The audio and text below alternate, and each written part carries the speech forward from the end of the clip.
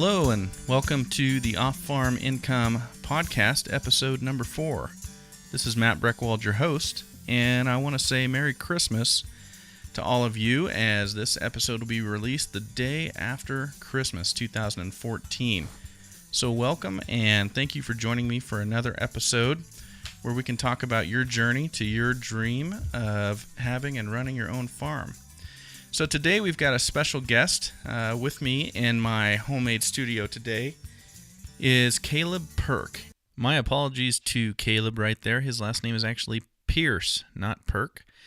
Phonetically, it's P-I-R-C, and I pronounced it Pirc, but it's actually Pierce. My apologies for not getting his last name correctly right there.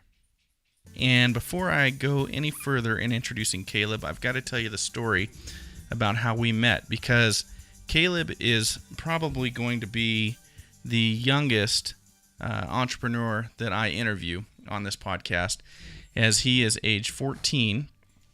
And Autumn and I have known Caleb and his family now for 3 years, and I got to tell you the story of how we met. So 3 years ago, or just over 3 years ago, when Autumn and I bought our farm, we knew a lot about cattle and a very, very little about managing our own property and managing our own farm, septic tanks and things like that, growing alfalfa. We just didn't know anything about what goes on with managing the land. We just knew about cattle. And so we decided to take a class to kind of speed along the learning of managing our own property. And the University of Idaho, here in Caldwell, Idaho, offered a class called Living on the Land, and we decided to take that to learn all these other facets of owning and managing our 25 acres here in Kuna. Well, while we were in that class, we got introduced to a lot of other people who had their own properties, and they were interested in learning the same things as us. And two of those people were Jody and Tony Pierce. And to every class, they brought their children, Caleb and Hannah, who were 11 years old at the time. And one night, we all had to give presentations. And so Autumn and I had prepared our presentation, and everybody in class had to give a presentation. But for the Pierces, Caleb and Hannah got up to give their presentations at age 11. And in full disclosure, initially I kind of sat back and went, okay, this is going to be a cutesy little presentation. The kids are going up in front of the class. And by the time it was done, I think that was probably the best presentation that we saw that entire 6 or 8 weeks that class lasted. They both did a fantastic job. They were extremely impressive, not only in their knowledge about their own property and about what they wanted to do with it and their interest in agriculture, but in their ability to speak publicly. It was phenomenal. They did a wonderful job. And we were blown away with how mature and well-spoken and articulate both of them were. Well, fast forward to 2014, and this August, we were at the Canyon County Fair over in Caldwell again, where my daughter Hattie was showing goats in the county fair. And during the day of her goat show, we happened to bump in to Caleb and Jody and Hannah, who were there, and started talking to them. And Caleb was very, very proactive in letting me know that he was now, and Hannah both, were now raising turkeys. And they were selling turkeys to people in the fall after they took them and got them butchered and cleaned and all that type of stuff, and offered to sell me a turkey. So we took him up on that. So a few months later, I got started with the Off-Farm Income Podcast and interviewing entrepreneurs, and I got a call from Caleb saying my turkey was ready and said, this is an interview that I have to do. And what's so significant about this is a big portion of what I want to do with this podcast is speak to kids who are in FFA and who have to complete their SAEs, or their supervised agricultural experiences. And for those kids and for those instructors who listen to this podcast, they will know that about 1/3 of the options they have for completing those SAEs involve doing something in agricultural that is entrepreneurial in nature. So no better guest to have in here than Caleb Pierce to discuss what he has been doing for the last 2 years and what he's building towards, and to let you know that it can be done and give some ideas to other people out there who want to start farming in one way or another and this will be inspirational for all of you in terms of what is possible. So, Caleb, welcome. Hello. Thank you very much for being here today. Thank you for having me. All right. So, let's start off and just tell everybody how old you are. So I am 14. You are 14, and when we took the class with you, you were 11. Yes. And you are a budding farmer, a livestock farmer. Is that correct? Yes. And when did you begin that? How old were you? I was 12. 12 years old. All right. Well, tell us how you started out. So I started out, it was in June or July when we got our first sheep. After we'd taken the living on the land class, we decided that we were going to start with something small and go with sheep. And so my parents bought my sister a ewe, and they bought me a ewe, and then we got 2 wethers to butcher in the fall. And so then that fall, when those ewes went to be bred, we decided, my sister and I decided to each buy a wether and then sell it later on in the year. And so we each bought one and sold it in, I think it was around December or January that we had it butchered and sold it and made some money off of that. And so that was my first experience with animals. All right. And so that was 2 years ago. Yes. When you were 12 years old. And tell me how things have grown and expanded since then. So that year, my parents bought my sister and I each another ewe. And so we had 4 ewes that each had lambs that year. And so so we kept those lambs and had them butchered and made some more money off of that. And then with that money that I collected, I bought a ewe lamb for my sister, and my sister and I bought a ram together from Portland. And then this spring, which was when we had that batch of lambs, we had 11 lambs, and we had 2 sets of twins and 2 sets of triplets and a single. And so then I bought the rest of the ram from my sister, and then bought another ewe and then a ewe lamb that she had this spring too. Excellent. And we were talking before we started, you told me that 2014 is a profitable year for you. Yeah, I made a little bit of money, not a whole lot, but enough to reinvest next year into my business. Very nice. So what are you doing as you grow your business? How are you reinvesting? So I'm investing into, this year was mainly more breeding stock, and I'm looking into leasing some pasture, looking into a couple different options. And so saving up for the money to get land to lease it and all that comes with that. Okay. And so, and I mentioned turkeys as I was introducing you, so we better talk about turkeys a little bit. Tell us about the turkeys. Yeah. So we started out in 2013. We bought 15 turkeys, and they came from Ohio, and 10 of them ended up making it within the first few days because of all the shipping stress and everything. And then we didn't need to butcher 2 of them because the cat did one and the dog did another one. So we ended up with 8. And so last fall, my sister and I sold a few turkeys, a couple of them, and then we kept 2 breeding pairs. So we had 2 toms and 2 hens, and we hatched roughly 60 poults this year and sold around 20, and then kept about 20 or 30 more for ourselves. Really? So you're not only running a profitable business at age 14, but it sounds to me like you're feeding the family. It's been fun to, we've been kind of, I think we butchered 6 or 8 turkeys for ourselves this year, and then we had a couple lambs.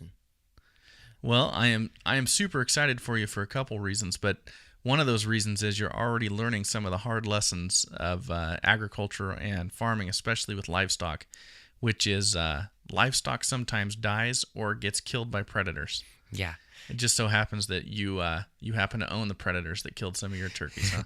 Yeah, and then we had one lamb this year that got stung by a mosquito, and it got blue tongue virus and died within probably 8 hours or so. Really? Yeah, so that was quite the experience. We were getting ready to head out of town, and it was like 4 o'clock in the morning, and we called our vet, and he came out, and so. Interesting. So you are learning a lot as you're going through. Yeah. And you're expanding. Yeah. And you're growing your business. So how did you pick this? How did you pick agriculture? How did you pick sheep? Well, so a few years ago, we were meeting with some friends and stuff, and they had like 26 acres out in Homedale. And so my friend, he raised cows, and his sister raised sheep. And so I liked cows, and my sister liked sheep. And so so we were looking into moving out into the country. And so I think it was 2010 or 2011, God opened the door for us to buy a piece of property. And so we started out just getting everything. The pasture was all pretty much dormant because it hadn't been watered. And so we started by having that mowed, and then irrigating that. And then we put in some grapes and fruit trees and garden. And then we got animals, so that way we could kind of learn about animals. And so we decided to start with sheep because they were a little bit smaller, and then I ended up really liking the sheep. Very cool. And so fruit trees and grapes and sheep and turkeys, I mean, we obviously, for somebody to be able to do this, they've got to be living on, what, 50, 60 acres? Is that right? No, we have 1.4 acres. 1.4 acres. So really, you're taking a smaller piece of agricultural ground, and you're able to turn that around and produce positive income off of that. Yeah. Yeah, that's wonderful. That is very good. And so in terms of growing this and building this and being able to do this, obviously with the sheep, and then with the turkeys, when you're selling the turkeys, you've got to be able to find somebody to pay you money for those things. Mm-hmm. So how are you doing that? Because it sounds to me like you're selling direct to people, not going to the auction necessarily. But can you straighten that out for me? Yeah. So it was pretty much by word of mouth. We have some family who wanted to buy some turkeys, and we had some other people who wanted to buy some. And then the lambs kind of was pretty much word of mouth. My dad talked to some people at work, told them we were getting sheep, and then they asked if we were going to be selling any. And so that was when my sister and I decided to buy those couple wethers and sell them, and that's pretty much expanded from there. So this year we sold 2 wethers in the spring, and then we had 8 other lambs or 6 lambs have been butchered. 4 lambs have been butchered so far, and then we have 2 more for the spring. So what you're saying to me is you don't have a $25,000 marketing budget. Nope. No.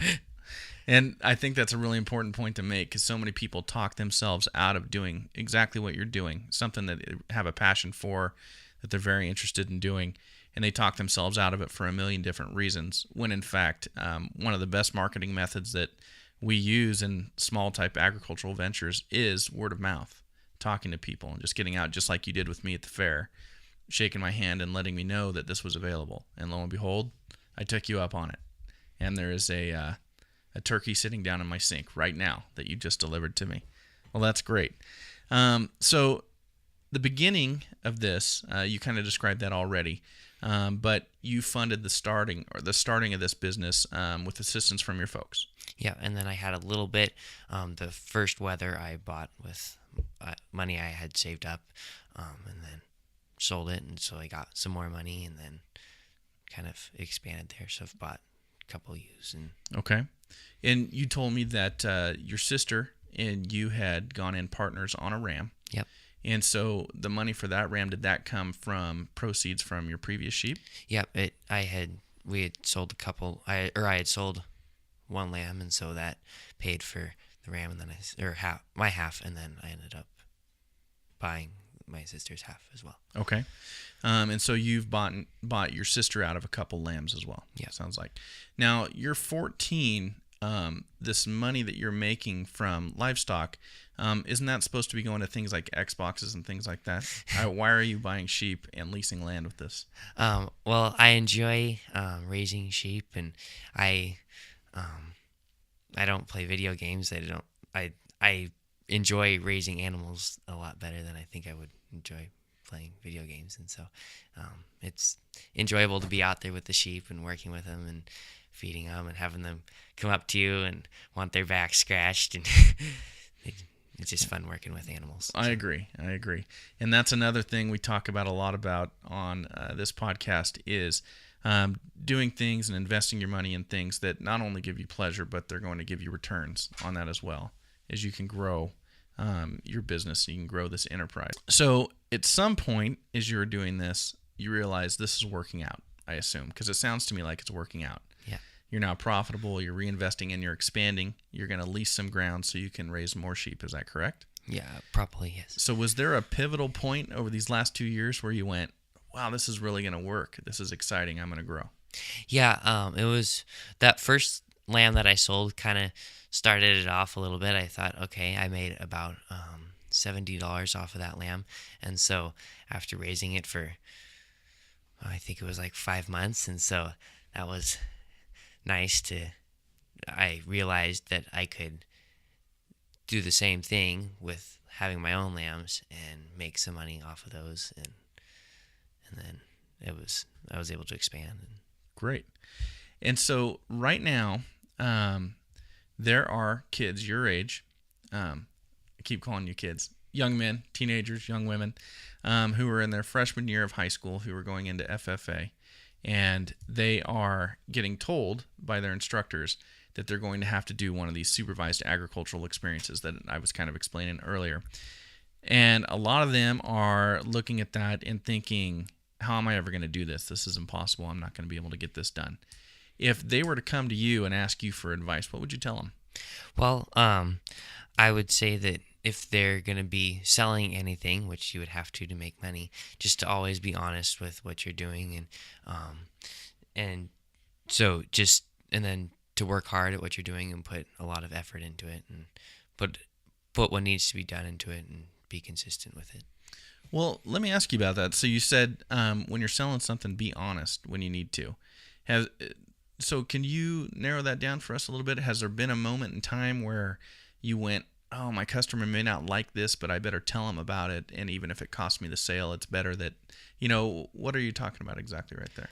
Well, the price is one thing. I've had, because my price is a little bit higher because I raise them naturally and feed them organic feed, and so that was one part. And then like this year, I had a couple parasite issues with some lambs, so I had to deworm them. Well, all my lambs, I had sold them as organic, and so I had to knock $1 a pound off of that because I just wanted to be upfront, because that was what we originally talked to them about. And then I had another lamb that had to have some antibiotics because it got sick, and so just being upfront with those types of things. And so how did your customers respond to that? The lamb with the antibiotics had, I had another customer who wanted that, and so a new customer. And then the lambs that had the dewormer, those got sold with pretty much without a problem, because the dewormer wasn't a big deal to them. So the lamb that was treated with antibiotics, your customer said, oh, that's not the product I wanted, and so they passed on it. Is that correct? Yeah. And then you found another customer that would buy that lamb. Okay. And so you chose, and I'm sorry, I kind of skipped over this earlier, but both your sheep and your turkeys are all heritage breeds. Is that correct? Yeah. Now, why did you choose to go with those particular breeds, or just talk about the sheep breeds? Yeah, so the sheep, we had some friends who told us about their neighbor raised Katahdins, and so the hair sheep was rather interesting because they don't have wool, and so they just shed, so you don't have to shear them, you don't have, and when you have a small flock, it's difficult to get somebody to come out and shear the animals.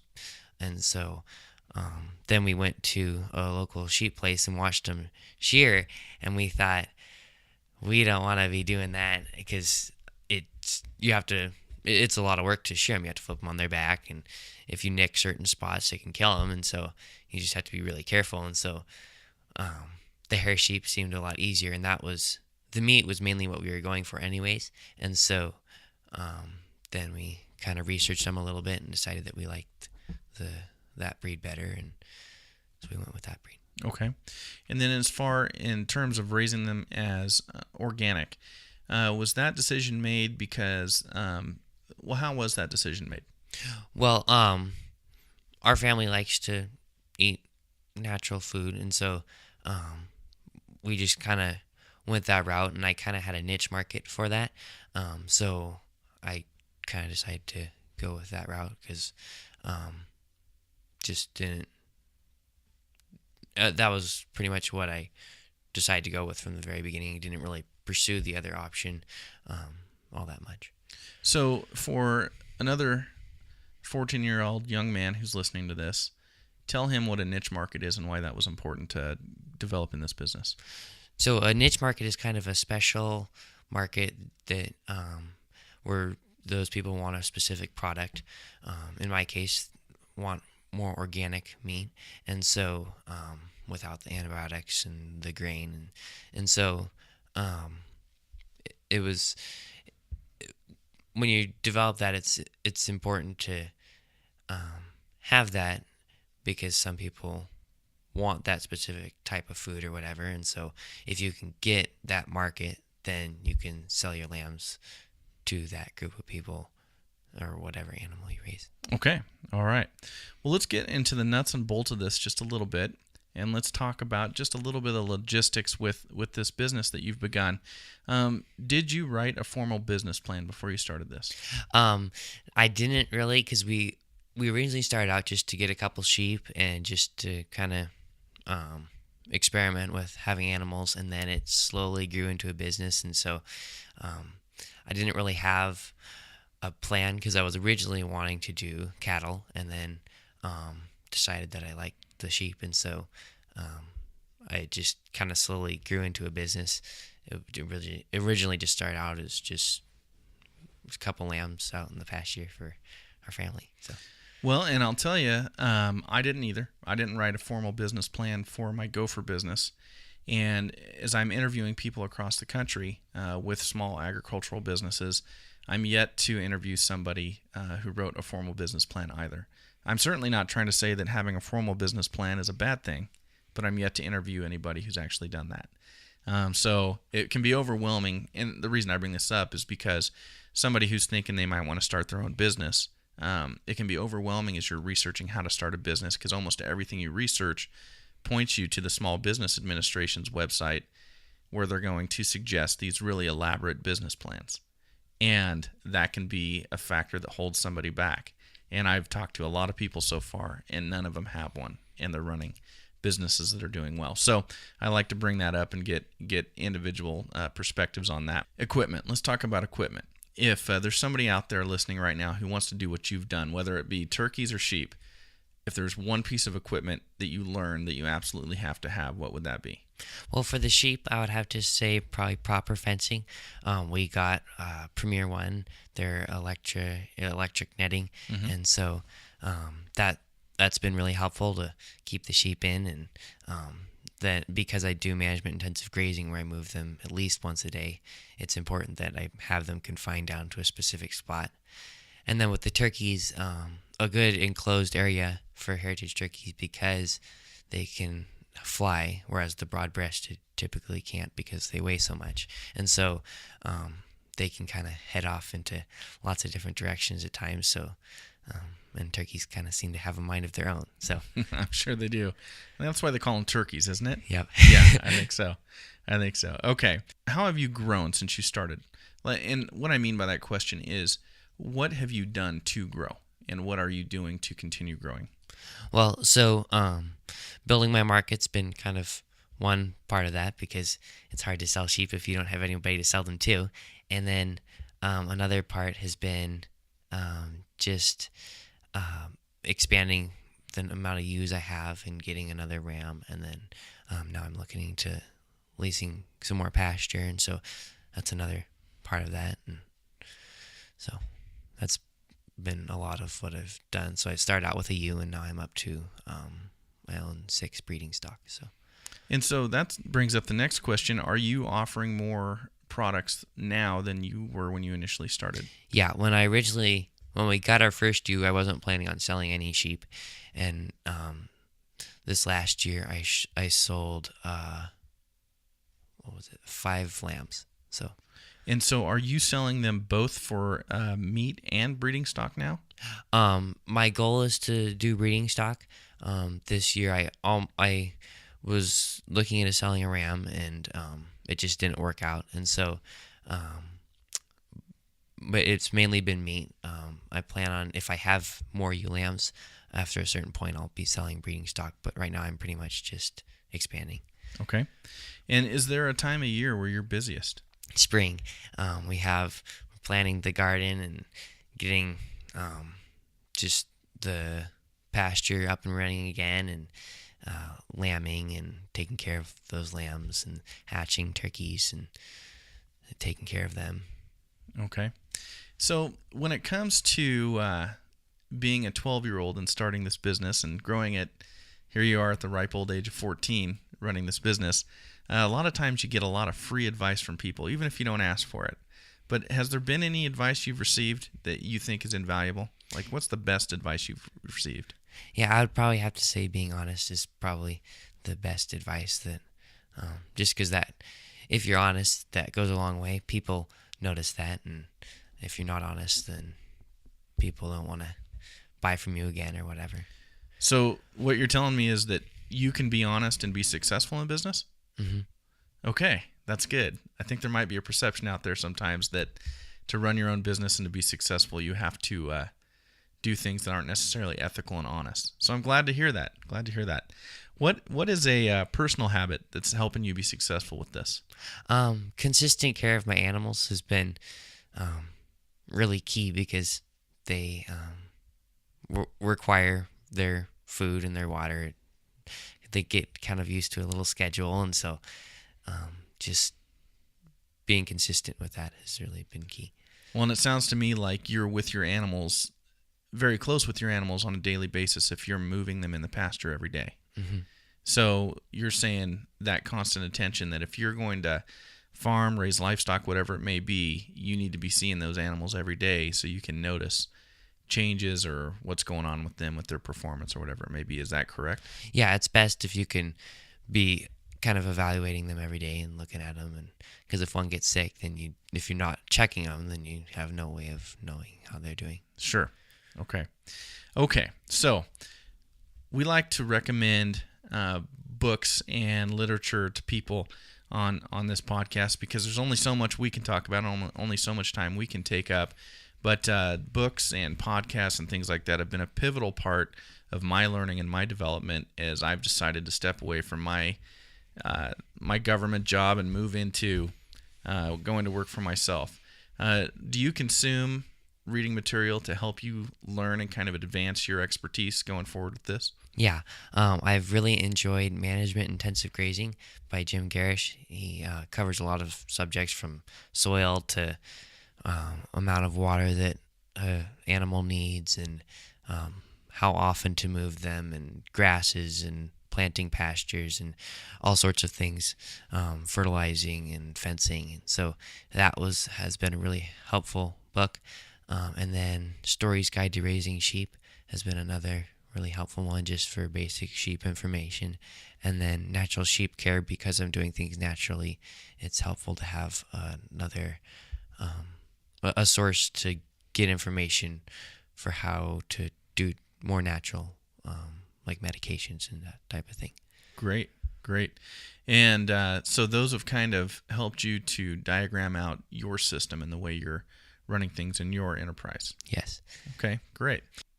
Hey everybody, those books that Caleb was talking about, Management Intensive Grazing by Jim Garish is available on Amazon for $29.99. Stories Guide to Raising Sheep, also on Amazon, $16.95. And Natural Sheep Care by Pat Colby, available on Amazon for $18.05. I have linked to all of those books in the show notes at offincome.com and also on my Amazon store on offincome.com. These books will be listed under guest recommendations. And as always, if you can purchase through our Amazon link and help support the podcast, it is a win-win-win situation for everybody involved. And thank you in advance for doing that when you purchase this reading material. Great. Well, if there is somebody out there who would like to get in contact with you and ask you some more questions about what you're doing or how you got there or what we're talking about today, what would be the best way for them to contact you? Our phone would probably be the best way. Our number is 208-888-7558.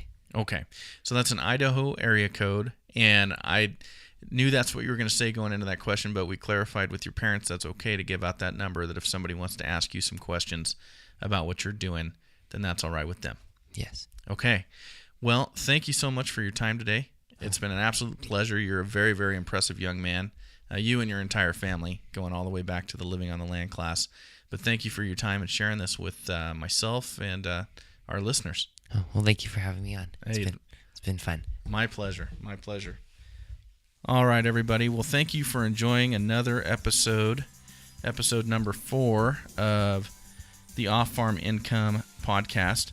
And again, for those book recommendations and information about contacting Caleb, just go to offincome.com or offincome.com, and I'll have all of that listed in the show notes. I want to say Merry Christmas and Happy New Year's to all of you who are listening to this, and remind you that to support our podcast, please go to offincome.com, and if you can make your Amazon purchases or any of these book purchases we talked about through our Amazon links on our website, that helps to support this podcast and keep good content and inspirational content, by the way, from people like Caleb coming your way. So happy holidays, and we'll see you in a week.